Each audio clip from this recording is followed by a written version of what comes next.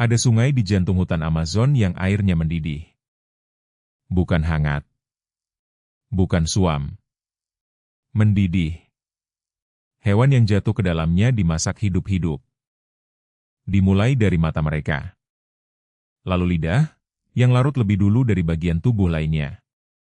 Suara airnya berdesi seperti panci raksasa di atas api. Uapnya naik menebal menutupi pepohonan di sekitarnya. Dan orang-orang setempat percaya ada penjaganya. Seorang ibu berwujud ular raksasa bernama Yacumama. Bagi mereka, menyentuh sungai ini tanpa izin adalah ajakan maut. Tapi yang mengkhawatirkan bukan legendanya. Yang mengkhawatirkan justru kenyataannya. Sungai ini nyata, dan ilmuwan butuh bertahun-tahun untuk menjelaskannya. Nama lokalnya Shanai Timpiska. Dalam bahasa penduduk asli, artinya kurang lebih dicuci oleh panas. Letaknya tersembunyi di hutan Peru, jauh dari kota-kota besar. Untuk sampai ke sana, kamu harus menyeberangi sungai berulang kali. Menyusuri jalur tanah becek yang hanya dikenal penduduk lokal. Dan mendaki lewat hutan yang lembab dan panas. Di ujung perjalanan itu, hutan terbuka menjadi sebuah lembah kecil. Dari balik kabut, desisan air terdengar lebih dulu. Lalu kamu melihatnya. Permukaan air bergolak, uap membubung, gelembung pecah di tepian.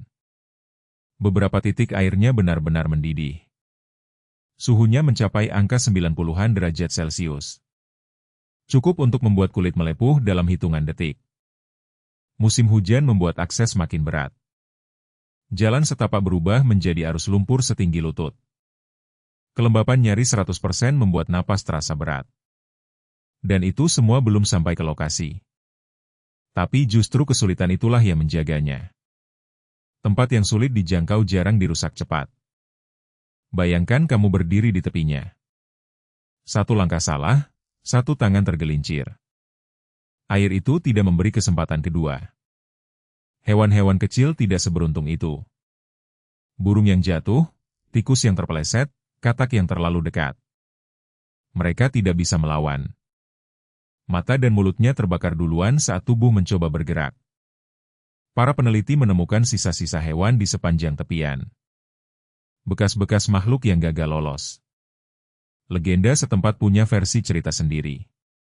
Mereka bilang Yacumama, ular raksasa penguasa air, sedang marah. Panasnya sungai adalah napas sang ular dari dasar tanah. Syaman setempat menggunakan air ini untuk ritual penyembuhan.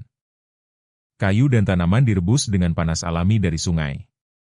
Bagi mereka, tempat ini suci sekaligus menakutkan. Tahun-tahun lamanya dunia luar tidak percaya cerita tentang sungai ini. Masuk akal juga sih.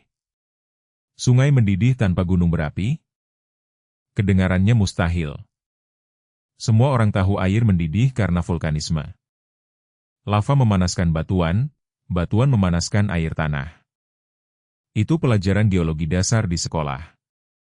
Masalahnya, tidak ada gunung berapi aktif ratusan kilometer dari lokasi ini. Jadi dari mana panasnya berasal? Pertanyaan inilah yang membawa seorang geolog muda datang ke sana. Namanya Andres Ruzo. Keluarganya berasal dari Peru, dan ia tumbuh dengan cerita sungai ajaib ini. Dulu ia menganggapnya cuma mitos keluarga. Sampai suatu hari ayahnya berkata, "Aku sudah melihatnya sendiri." Ruzo yang sedang menempuh doktoral di Amerika jadi penasaran. Ia meminta izin syaman setempat untuk melakukan riset. Setelah ritual permohonan, izin itu diberikan. Dan pengukuran pertamanya mengubah segalanya.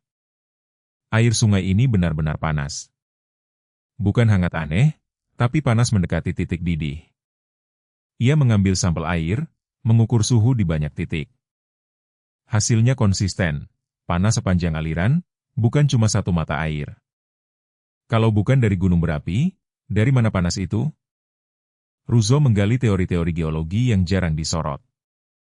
Dan menemukan jawabannya dalam konsep bernama sistem hidrotermal patahan. Gambarkan hutan ini sebagai atap rumah. Di bawahnya, ada retakan-retakan raksasa di kerak bumi. Air hujan meresap turun lewat retakan itu. Turun ribuan meter, menuju kedalaman yang sangat panas. Di bawah, Batuan panas memanaskan air itu perlahan. Seperti air dalam ketel raksasa yang dipanaskan dari bawah. Air panas selalu mencari jalan naik. Melalui patahan, ia menyembur kembali ke permukaan. Keluar sebagai mata air panas, termasuk di sungai ini. Prosesnya lambat, mungkin bertahun-tahun untuk satu siklus penuh. Tapi hasilnya permanen dan terus-menerus. Sistem ini hidup tanpa gunung berapi. Cukup dengan kerak bumi yang lebih panas dari biasa di wilayah itu. Ini yang membuat sungai ini spesial.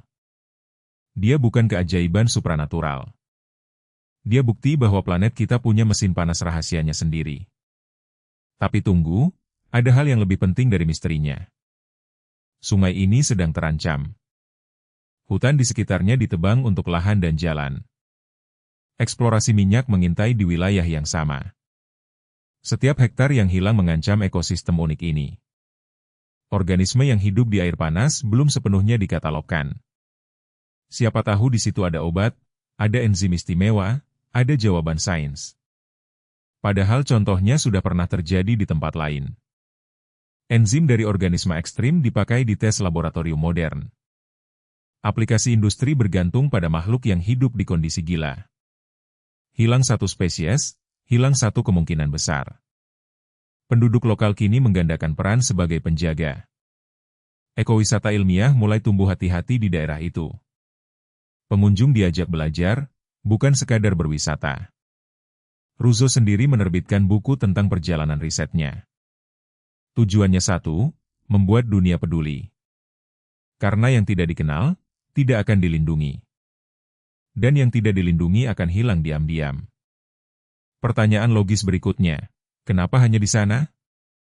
Sebenarnya sistem patahan panas ada di banyak tempat di dunia. Islandia punya mata air panas di mana-mana. Selandia Baru, Jepang, dan Amerika juga punya. Tapi hampir semuanya dekat aktivitas vulkanik muda. Yang bikin sungai ini unik adalah jaraknya. Letaknya jauh dari wilayah vulkanik terdekat. Para ahli menduga kerak bumi di situ memang lebih tipis. Atau aliran panasnya naik lewat jalur khusus yang dalam. Air hujan Amazon yang melimpah memberi pasokan tanpa henti. Hutan tropis bekerja sebagai pompa raksasa. Menyedot air ke bumi, lalu bumi menyemburkannya balik dengan suhu tinggi. Sistem ini sudah berjalan ribuan tahun sebelum manusia datang. Yang menarik, ada makhluk yang justru hidup di air panas itu. Mikroorganisme ekstrim berkembang di tepian terpanas. Lumut hijau keemasan tumbuh di zona suhu sedang. Nah, warna tepian sungai itu sendiri berubah-ubah. Oranye, hijau, coklat, sesuai jenis mikroba yang dominan. Bagi ilmuwan astrobiologi, ini miniatur dunia lain. Planet Mars pernah punya air cair yang hangat. Bulan Eropa diduga punya lautan di bawah es tebalnya. Kalau kehidupan ada di sana, bentuknya mungkin mirip makhluk ekstrim ini. Belajar sungai mendidih Peru belajar kemungkinan kehidupan di luar bumi. Satu titik air panas di hutan, satu jendela menuju kosmos. Itulah sains, selalu saling terhubung tak terduga. Russo pernah menceritakan momen pertama kakinya menyentuh air itu. Ia melempar termometer, bukan tangannya. Angka di layar naik cepat dan berhenti di zona 90-an. Di titik paling panas, gelembung besar pecah tanpa henti. Suara seperti kuali raksasa menggema sepanjang tepian. Ia sempat memasak ikan yang ditemukan mati di tepi. Beberapa menit saja, dagingnya terlepas dari tulang. Bukan sulap, bukan trik. Cukup air dan panas, resep paling sederhana di dunia. Ancamannya nyata dan terdokumentasi. Jalan raya ilegal mulai menembus hutan sekitarnya. Penebangan liar meninggalkan luka besar yang terlihat dari satelit. Tanah tanpa akar pohon kehilangan kemampuan menyimpan air. Aliran air ke sistem patahan bisa berubah. Kalau pompa alam ini rusak, tidak ada tombol restart. Yang hilang ya sudah, untuk selamanya. Komunitas lokal bersama peneliti kini memetakan wilayah inti. Mereka melatih pemandu lokal jadi pengawas hutan. Setiap kunjungan wisata dicatat, jalurnya ditetapkan. Model konservasi dari bawah ini terbukti lebih awet. Karena penduduk bukan penonton, tapi pemilik rumahnya. Satu hal lagi yang bikin merinding. Tidak ada satelit yang memantau sungai ini rutin. Tidak ada sensor suhu permanen terpasang di tepiannya. Data ilmiahnya masih sangat terbatas sampai sekarang. Sebagian besar pengetahuan kita datang dari ekspedisi singkat. Artinya, sungai ini masih menyimpan banyak kejutan. Titik panas baru bisa saja belum ditemukan. Spesies mikroba baru menunggu untuk diidentifikasi. Bahkan sejarah geologis daerah itu masih diperdebatkan. Bagi generasi peneliti berikutnya, ini ladang emas. Topik riset yang jarang, lokasi eksotis, cerita kuat. Kombinasi langka dalam sains modern. Suhu sungai juga berubah sepanjang tahun. Saat musim hujan, debit naik dan suhu rata-rata turun sedikit. Musim kering membuat titik panas makin ekstrim. Pola ini konsisten dengan teori pasokan air hujan. Makin banyak air masuk, makin banyak uap dan semburan panas keluar. Seperti napas bumi yang ikut ritme langit di atasnya. Nama resminya di peta memang bukan Shanai Timpiska. Itu nama yang diberikan warga setempat turun-temurun. Di beberapa dokumen, ia disebut Sungai Mayantuyacu. Dinamai sesuai kawasan penyembuhan tradisional di dekatnya. Keduanya merujuk aliran panas yang sama. Buktinya nama adat lebih hidup daripada nama formal. Dan satu pertanyaan terakhir yang sering ditanyakan. Apakah manusia pernah mati di sungai ini? Cerita lisan menyebut beberapa korban di masa lalu. Tapi tidak ada catatan resmi yang bisa dipastikan. Yang jelas, aturan mainnya sederhana. Hormati air, jaga jarak, jangan sombong. Aturan yang sama sejak zaman leluhur dulu. Sungai mendidih ini pengingat keras. Bahwa bumi masih punya banyak kartu tersembunyi. Bahwa legenda kadang menunjuk ke fakta yang luar biasa. Dan bahwa sains paling seru justru di tempat yang belum dijelaskan. Kalau suatu hari kamu berkunjung ke sana, berdirilah di tepi, rasakan uapnya di wajah. Dengarkan desisnya. Dan ingat, di beberapa tempat di bumi, air masih bisa mendidih tanpa gunung berapi manapun.